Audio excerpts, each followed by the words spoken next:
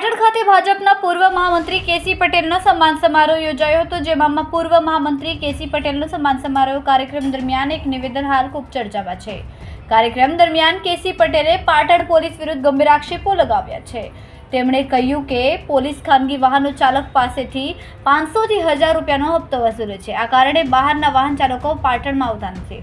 વાહન ચાલકો ખરીદી માટે રાધનપુર, બેચરાજી અને મહેસાણા જેવા કેન્દ્રોમાં જાય છે।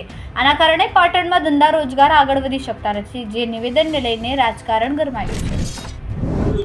વ્યવસ્થાઓ છે તો સીધું વાત કરી કે પાટણમાં કોઈ વાહનવાળો ભાડેવાળો એ કોઈને પાટણ આવવું હોય છે તો નથી આવતો। તો કેમ નથી આવતો પાટણ?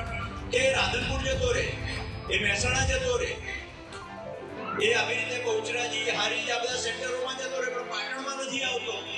તો કેમ નથી આવતો? તો સામાન્ય મને લાગ્યું તો કે જે પાટણમાં આ જે ભાડે કરીને જે વાહનવાળા આવે છે ને એમને કેમ કે ભાઈ અમારે પાટણ ખરીદી કરવા જવું છે તો અમારા હંગાથે આવે, તો એ ના પાડે કે ભાઈ પાટણ નહીં તમે બીજે ક્યાંક લઈ જઈએ। કેમ? તો અમે પાટણમાં પ્રવેશ કરીએ છીએ તો પોલીસવાળા પકડે છે, અમારી જોડે 500-1000 રૂપિયા લઈ લે, તો આવતા બંધ થઈ જાય। કે નાનું કારણ છે મિત્રો।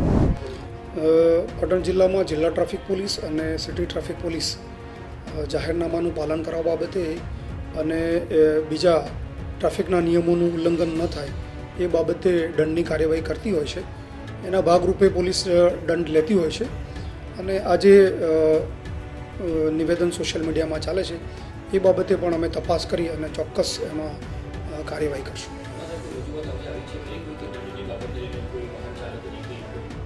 હમણાં સુધી કોઈ રજૂઆત મળી નથી અને પોલીસના કંટ્રોલ રૂમ પર પણ આ પ્રકારની કોઈ રજૂઆત હજુ સુધી મળી નથી।